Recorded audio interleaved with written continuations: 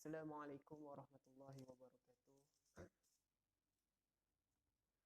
Alhamdulillah, wassalatu wassalamu ala rasulillah wa ala alihi wa sahbihi wasallam. Bersyukur kita kepada Allah kerana diberikan nyawa dan diberikan rahmat dan diberikan limpah kurnia rezeki yang tak terhingga sehingga kita dapat hidup sehingga kini. Banyak nikmat-nikmat Allah yang kita telah banyak kita telah dustakan, antaranya kita tidak pernah bersyukur dalam apa yang Allah berikan kepada kita. Antaranya nikmat yang Allah berikan, nikmat yang tidak terhingga, iaitu nikmat pernafasan, nikmat kita hidup di dunia, nikmat kita mendapat ilmu daripada guru-guru, nikmat makan minum kita semua tu, itu merupakan rezeki-rezeki daripada Allah Subhanahu Wa Taala. Jadi pada live yang kedua ini, insya-Allah saya akan belum lagi mengajar tentang Al-Quran, cuma saya nak intro dulu bahagian-bahagian tentang Al-Quran yang anda perlu tahu, yang mana Al-Quran ini merupakan kalamullah, mesti ada sejarah dia, permulaan, perkembangan dia bagaimana. Jadi sebelum tu saya nak perkenalkan diri saya dulu, sebab live pertama saya tak perkenalkan diri, terlupa. Mungkin ada yang tak kenal saya dan mungkin ramai yang dah kenal saya. Terima kasih kepada yang follow page saya. Saya mengucapkan terima kasih sangat-sangat dan minta share kepada orang lain supaya orang lain dapat manfaat daripada apa yang kita share, ilmu-ilmu Al-Quran ini. Jadi minta share kepada kawan-kawan yang terdekat, kerana kita lagi banyak kita bantu orang, lagi banyak kita akan dapat. Kita kena, apa ilmu yang kita ada dekat diri kita, kita perlu sebarkan. Kita tak boleh senyap-senyap. Kita tak boleh, misalnya kita ada ilmu elektrik, kita ada ilmu bisnes, ilmu mengajar Al-Quran, kita tidak boleh sembunyi. Kita kena sebarkan kepada orang lain. Walaupun kaedah membayar ataupun free, kita kena sebarkan juga. Jangan harapkan ilmu perlu bayar, tak boleh. Sebenarnya ilmu mesti disebarkan. Kalau kamu tak sebarkan ilmu yang kamu ada, maka kamu berdosa. Jadi itulah Allah memerintahkan hamba-Nya supaya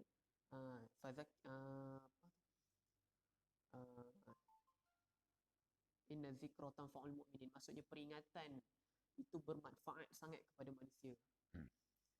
Jadi di sini saya mau perkenalkan diri saya untuk siapa yang tak kenal.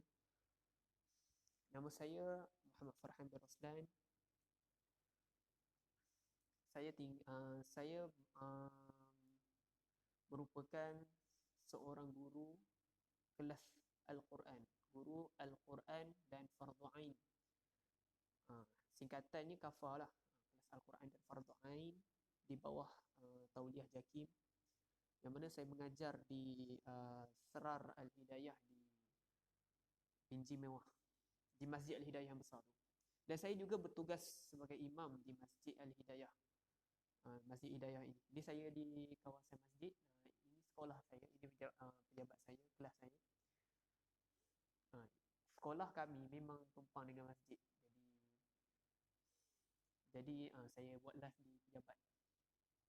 Saya dah minta keberadaan masjid, jadi tak ada masalah. Jadi saya live sampai isyak-nya. Saya minta maaf kerana lambat masuk, kerana ada masalah teknikal sedikit. Okay, baik. Baik, semalam kita telah belajar live. Semalam kita telah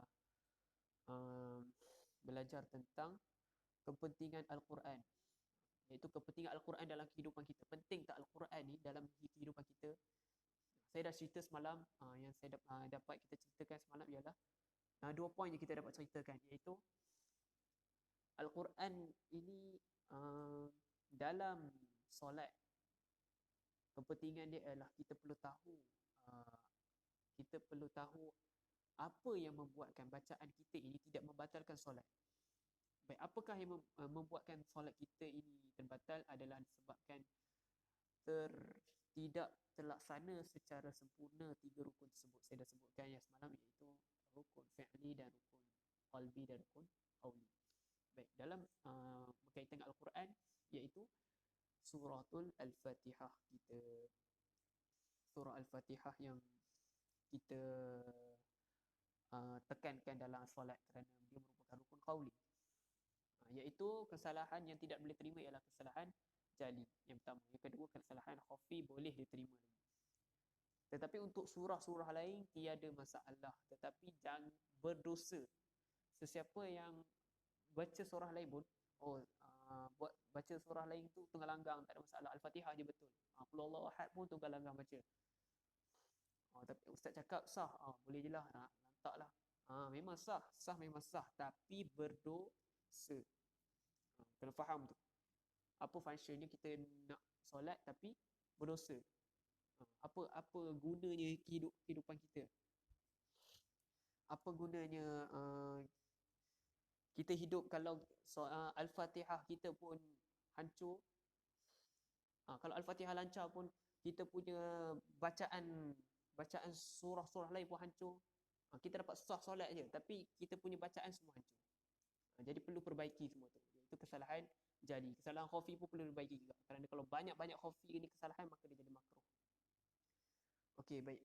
Saya nak cerita sedikit tentang Al-Quran ini, permulaannya. Bayangkan Al-Quran, Muhammad bin Ruslan, Muhammad tolong share. Selamat datang ke page saya. Minta share lagi banyak kita share, lagi banyak kita pahala kita dapat. Okey, baik. Minta suara jelas sebab saya pakai earphone dah. Semalam ada orang komen supaya pakai earphone. Okey, baik. Sejarah Al-Quran, di dalam sejarah Al-Quran penurunan dia. Al-Quran ni dia tidak turun seperti macam sekarang yang kita lihat. Kita dekatkan earphone dengan mulut. Tak jelas ke? Okey, baik. Dengar jelas. Okey, kurang jelas. Okey, jelas tak sekarang? Susahlah nak pegang-pegang macam ni.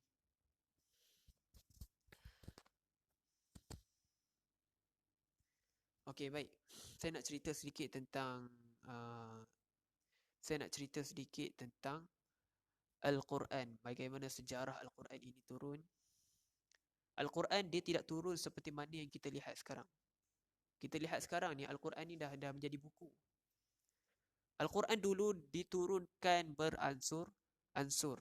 Tidak semacam kitab Taurat. Kita ada yang diturunkan kitab Samawi, kitab Taurat, kitab Injil, Zabur dan Al-Quran. Kitab Taurat contohnya, kitab Taurat turun gedebuk, buku terus. Bukannya Allah turun gedebuk dengan buku, maksudnya tidak beransur-ansur seperti Al-Quran. Al-Quran dahulunya ialah lembaran yang ditulis di pelepah tamar. Itu Al-Quran dulu. Tulisan Al-Quran dulu hanya tulisan tangan, tulisan yang diambil daripada pelepah tamar, dicelup di dalam ink pula ni dakwat, dan dicontengkan di lembaran-lembaran pelepah tamar itu sendiri. Itu dulu Al-Quran. Dulu Al-Quran tidak macam sekarang. Memang tak macam sekarang. Dulu dia berterabu, tak susun. Bila susunnya? Pada zaman bila? Pada zaman Khalifah apa sebut ke? Khalifah Abu Bakar As-Siddiq. Mula-mula Abu Bakar As-Siddiq yang membukukan dulu, kerana pada waktu itu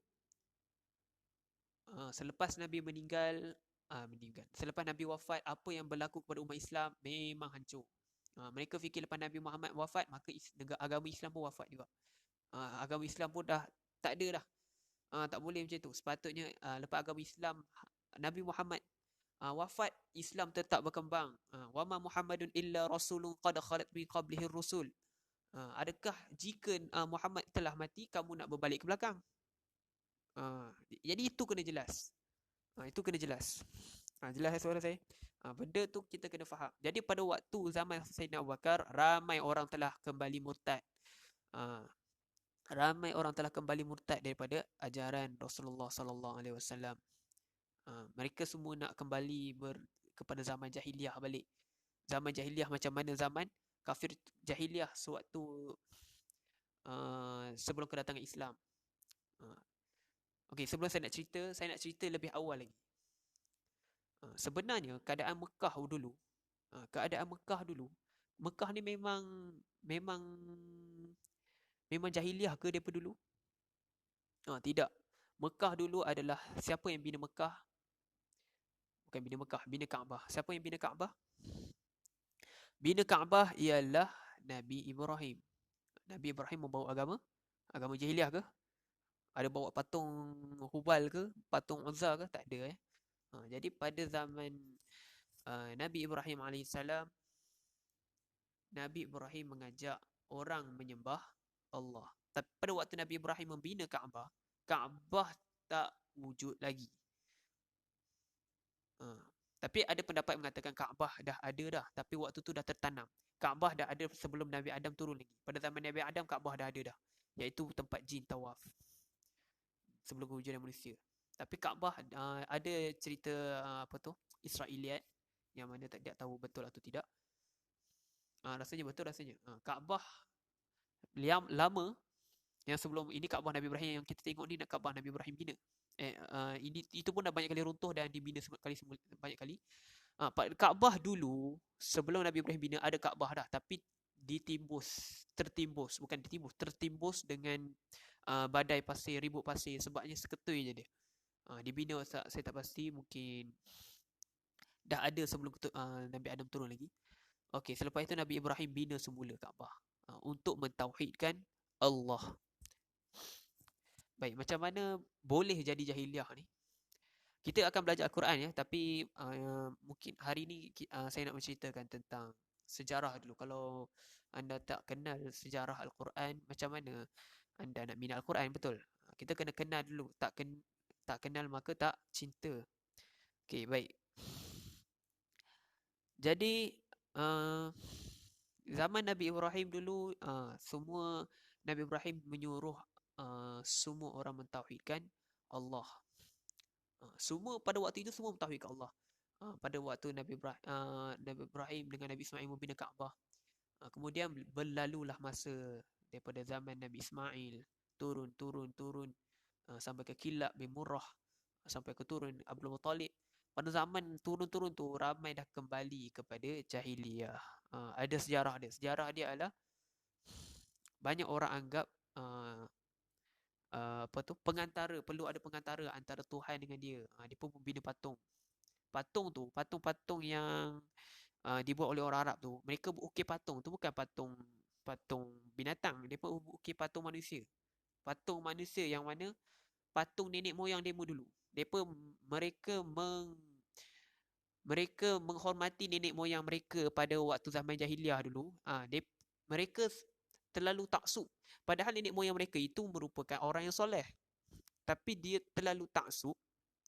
Dia terlalu taksub sampai dia menganggap nenek moyang dia tu perlu disembah untuk dapat doa direct kepada Allah. Itu sejarah patung dekat patung-patung yang dibina di Mekah. Antaranya Hubal, antaranya Uzza, Lata, Uzza. Itu semua nama orang tu. Bukan nama binatang ke makhluk dewa celah timbul mana ke, tak ada. Itu merupakan. Jadi asalnya dulu Kaabah ni memang tempat orang beriman, tapi semua jadi jahiliah sebabnya taksub dengan nenek moyang mereka. Depa bina patung Azam ke apa ya. Maaf ya, live hari ni memang sekejap. Izzah Salihah memang bermanfaat. Tolong share kalau bermanfaat. Kalau tak share tak payah. Kalau tak bermanfaat tak payah share. Kalau bermanfaat share. Good. Okay. Okay, saya nak terus. Jadi saya tak sempat nak habiskan sejarah Al-Quran ni. Risau dah azan. Dah azan dah. Jadi saya minta maaf atas kelewatan live. InsyaAllah saya akan lebih awal lepas ni. Masalah teknikal tadi macam-macam lah. Baik, saya harap saya akan sambung lagi tentang sejarah Al-Quran besok. Jangan risau. Dan kita akan belajar Al-Quran, saya akan ajar cara membaca musyafahah Al-Fatihah macam mana, cara baca dia supaya tidak tidak ada kesalahan sama ada khafi ataupun jali. Baik, semoga bermanfaat. Untuk yang tak sempat tengok, saya akan save video ni dan saya akan letak dekat video dekat post, dekat page dan Facebook, Instagram saya tak letak, saya letak Facebook dengan YouTube je. Tolong follow Instagram sekali ya, IG Farhan Ngaji, dan page ni minta follow. Terima kasih. Ya, Solihah Roslan Sejarah Al-Quran. Ya. Semoga bermanfaat. Harap boleh share lagi banyak ya. IG Ustaz apa? Farhan, IG saya Muhammad Farhan bin Roslan, tapi IG untuk kelas Al-Quran Farhan Ngaji. Boleh follow. InsyaAllah kita akan buat setiap hari live, jangan risau. Cuma anda sahaja nak ke tak nak belajar. Kalau tak nak tak apa, kita tak paksa. Kalau nak, sila dengar masuk dalam live ni dan share kepada ramai orang lagi. Saya akan ceritakan semua tentang Al-Quran ke anda supaya anda minat dengan Al-Quran. Supaya saya boleh tarik anda masuk ke kelas saya, kelas berbayar pula, lebih cepat nak dapat tangkap Al-Quran. Ini saya nak cerita tentang bagaimana Al-Quran ini diturunkan, cara nak membaca Al-Quran dengan betul, nak mengelakkan daripada kesalahan-kesalahan menyebabkan solat tidak sah, dan macam-macam lagi masalah. Semua tu penting sebenarnya. Perlu tekankan. Kalau kita tak ubah, siapa lagi nak ubah? Kita dah decide kat otak tak nak ubah, memang takkan berubah lah. Setiap hari live pukul berapa Ustaz? Setiap hari live orang yang sama je mesejnya. Okay, tak apa. Setiap hari live pukul selepas maghrib. Kalau maghrib awal lah. Kalau maghrib lambat, lewat lah. Cuma hari ni maghrib awal saya yang lewat. Okay, boleh. Terima kasih kerana memeriahkan live ini walaupun hanya beberapa orang saja. Tapi terpulang kepada semua. Kalau semua tak nak belajar, saya tak kisah. Saya still akan mengajar supaya saya terlepas daripada akhirat kelak. Kenapa tidak mengajar ilmu yang saya ada kepada orang ramai? Kenapa kamu tidak menyebarkan apa yang kamu ada? Kamu kedekut, jahil. Bukan jahil, kamu ada ilmu tapi kamu tak sebarkan, maksud kamu jahil. Itu pentingnya kita sebarkan apa yang kita dapat. Dan insya-Allah ke akhirat kelak Allah tanya, adakah kau memberi manfaat kepada orang lain? Ke kau menyusahkan orang lain? Kita kalau tak boleh memberi manfaat kepada orang lain, jangan sampai menyusahkan. Kalau kau ada ilmu elektrik ke, ilmu nak buat popiah ke, ilmu nak buat masak ke, nasi goreng ke, buat bahulu ke, ilmu telur itik ke apa, semua sebarkan. Ilmu bahasa Arab, semua tu kena sebarkan. Semua ilmu yang kita ada, semua kena sebarkan walaupun percuma. Kalau kau semua nak membayar, semua nak bayar, buat kelas semua nak bayar, apa yang kau dapat? Saya bukan nak berkeras kat sini, cuma saya nak cerita pentingnya saya nak sebarkan ilmu yang kita ada. Kalau kita tidak sebarkan, apalah gunanya kita hidup? Kita hidup tak ada manfaat pun. Okay, rasanya itu saja kot. Dan insya mungkin sambung esok. InsyaAllah kalau siapa yang masih berminat, kalau ada yang berminat, minta share ramai lagi boleh masuk kelas Al-Quran. Saya tak maulah cakap seorang-seorang je, penat lah cakap seorang-seorang, tengok muka sendiri. Tengok orang yang sama je komen. Saya tak kisah orang sama, tapi saya lagi seronok kalau ramai orang. Tolong bantu saya untuk lagi ramai lagi boleh tengok. Saya nak bantu anda semua untuk lebih faham tentang Al-Quran, cara waqaf, wasal. Kadang-kadang orang tu baca Al-Quran tapi tak reti nak tarik nafas bila. Lepas tu bila dia tarik nafas, Allah Ustaz, saya tak ada nafas, macam mana saya nak habis ayat ni? Kalau dah tahu panjang, berhentilah. Berhenti mana-mana tempat. Nak berhenti perlu tahu mana tempat dia. Kena faham dulu maksud, makna. Dan bila berhenti, tak boleh sambung terus. Kena ambil balik ayat belakang. Kena ambil balik ayat belakang. Tak boleh nak terus main terjah je. Kau ingat ayat Quran ni perkataan siapa? Orang Melayu cakap ke? Bukan Nabi cakap. Memang Nabi cakap, bersabda atas wahyu Allah yang Al-Quran ni. Bukan main bantai je, nak main sambung semua. Lepas tu dalam solat pun ni waladdallin. Tak nampak semua dah boleh. Bukan saya tak tuju kepada sesiapa, tapi saya nak benda ni tak berulang. Benda ni siapa-siapa yang membuat kesalahan, siapa yang biasa buat kesalahan ni perlu perbaiki benda ni. Sampai bila kita nak macam ni? Kalau kita baca Al-Quran tak pernah berubah, tak pernah kita ambil tahu tentang Al-Quran, lepas tu nak masuk syurga, lepas tu hidup bila duit tak ada, bisnes hancur, kata salahkan Tuhan pula. Salahkan Tuhan sebab ni. Kau pun baca Al-Quran, kau ingat tak Allah? Kau ingat tak Allah? Kau tak ingat dia, buat pun Allah ni ingat kau. Saya tak nak lah marah-marah, cuma memang cara saya mengajar macam ni. Kalau anak murid saya tahulah, memang saya jenis yang tegas. Seorang yang garang, dia semua takut dengan saya. Saya minta benda ni perlu semua tahu. Saya nak sebar kepada semua kena tahu tentang benda ni. Banyak lagi saya nak cerita tentang tadabbur musyafahah, tentang tajwid, cara membaca. Saya nak ajar cara membaca Al-Quran tu, macam mana Al-Fatihah semua tu. Kita baca tunggal langgang, lepas tu meredah ada solat, habis bagi salam, kita doa, lepas tu saya nak kaya. Tapi macam mana nak kaya kalau baca Al-Fatihah pun hancur? Allah tak terima doa solat kau. Allah terima solat yang bagus je. Masuk naik ke langit, Allah terima solat tu bagus ke tak. Kalau Al-Fatihah hancur, dah Al-Fatihah tu rukun qauli. Bacaan hancur, Allah tak ambil, Allah tutup langit. Allah tak terima solat kau, Allah campak balik ke muka kau. Ibarat kalau kita tak solat dengan elok, bacaan hancur, ibarat kita bawa tai ke Allah, faham? Okey, baik, sakit itu saja. Maaf atas terkasar bahasa, tapi memang saya nak kasar pun sikit-sikit. Kasar-kasar manja, tak ada masalah kot. Okey. Aqulu qawli hadza wa astaghfirullahal azim li wa lakum. Terima kasih kepada yang like. Saya mohon sangat siapa yang masuk ni tolong share kepada orang lain. Kita nak bantu lebih ramai yang baca Al-Quran. Kita nak tolong lebih ramai tahu tentang Al-Quran ni. Okey, saya tak nak ulang benda yang sama. Okey.